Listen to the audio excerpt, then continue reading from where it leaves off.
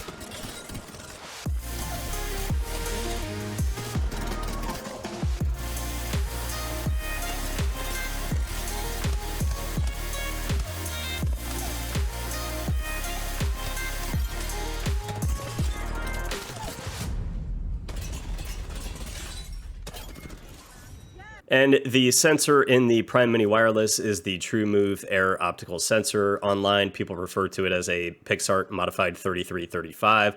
But in comparison to the Pulsar X Lite 3370 and my G Pro Superlight, everything feels very snappy, very responsive, and definitely played very well in Apex as well as aim trainers. Personally, I do think that the stock skates on the Prime Mini Wireless are the best out of the options on the table. I think they are just a absolutely good texture and quality. They hold up well after long-term use, and once you break them in, they do get very, very smooth, and they just glide very, very well, at least in my personal opinion. My copy of the mouse comes in at 75 grams, which is a little bit heavier than I would have liked. And to give you guys a sound test of the switches,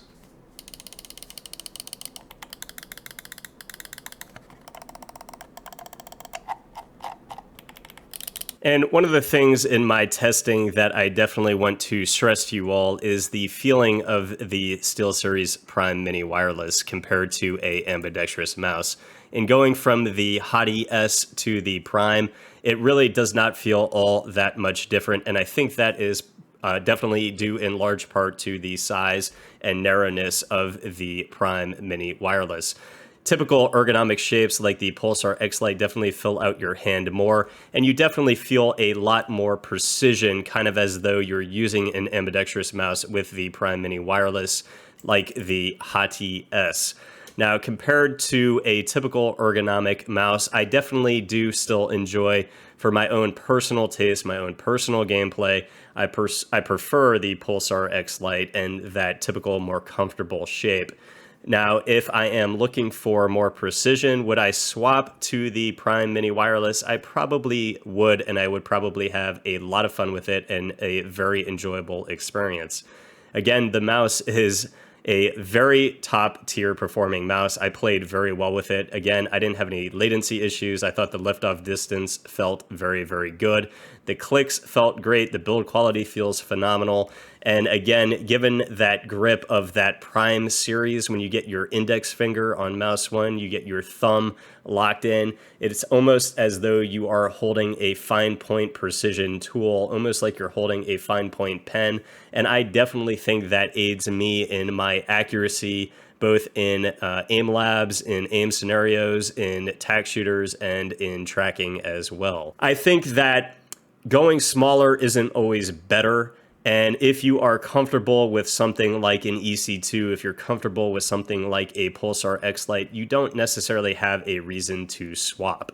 If you feel like you want an extra mouse to be able to swap to, which is what I'm using the Prime Mini Wireless for those occasions where I might feel like I want a little more precision, I think it's a good mouse to have.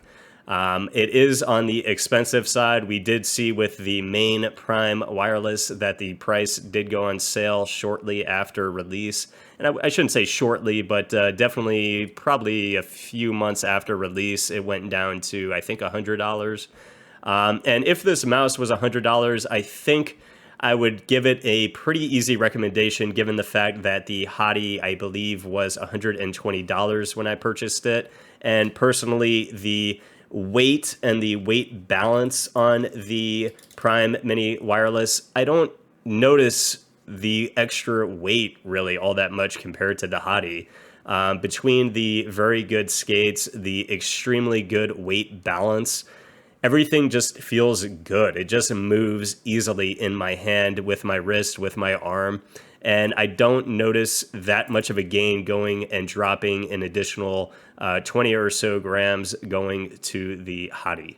Overall, my time with the Prime Mini Wireless was a very enjoyable experience. I think that the wireless implementation here is very strong and fast, and the size, shape, and weight balancing of the mouse, I felt all lent themselves well to having a very precise feeling, small, lightweight, ergonomic mouse.